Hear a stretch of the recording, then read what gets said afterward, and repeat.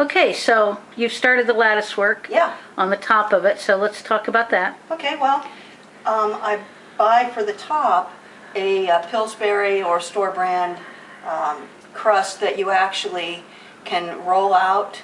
It just rolls. It's already, you know, the right thickness and everything. And then I just cut it into about a ½ inch thick strips. Let's take a look at the strips. Okay. And then I just start working on weaving my lattice on top of my pie, starting with the longest strips in the middle and working out to my edges. Right. And of course I wash my hands very carefully before I get started because there's a lot of handling of the pie dough, so you want to make sure that everything's nice and clean and sanitary. Right. Now for this level, I'm actually going to have to peel this back in order to lay this underneath, and then they'll both go on top of that. That's part of the weaving process.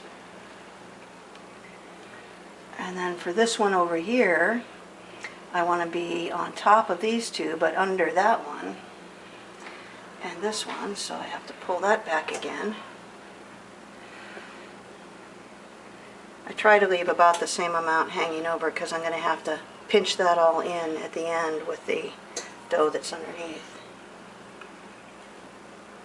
So did it take you a while to learn this weaving process, or is it really just a matter of just look at it and think about it with each step?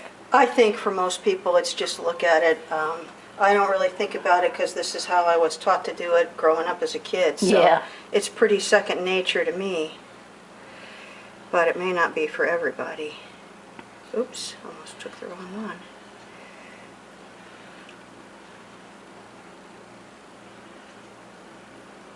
And sometimes I get it wrong, and then I have to unweave it and start again. But it's pretty basic. And so is there an alternative to the weaving? Sure, you can just take a solid pie crust. You could use this type, or you can use the other half of the other pie of Marie Callender's, and they've got instructions right on the package of how to do that to make the top.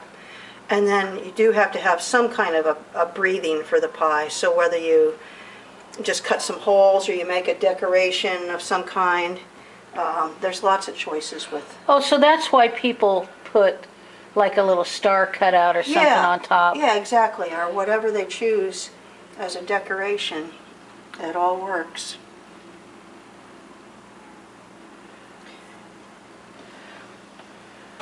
Let's see. And then we want to keep this in 3-minute segments, so I'm going to jump a step ahead here because another one of your secret flavoring tips is coming up next. Oh yeah, absolutely. And so let's talk about that. Well, the next thing I'm going to do after I finish weaving is I'm going to take butter and I'm going to cut very small chunks of butter and I'm going to place it in every single hole where it's been weaved. Okay. And then that butter soaks down into the pie crust as well as into the pie. And then the final step will be actually taking more brown sugar and cinnamon and sprinkling over the top. Okay. So we'll let you go ahead and finish that, and then we'll take a look at it when it's ready to go in the oven. All right.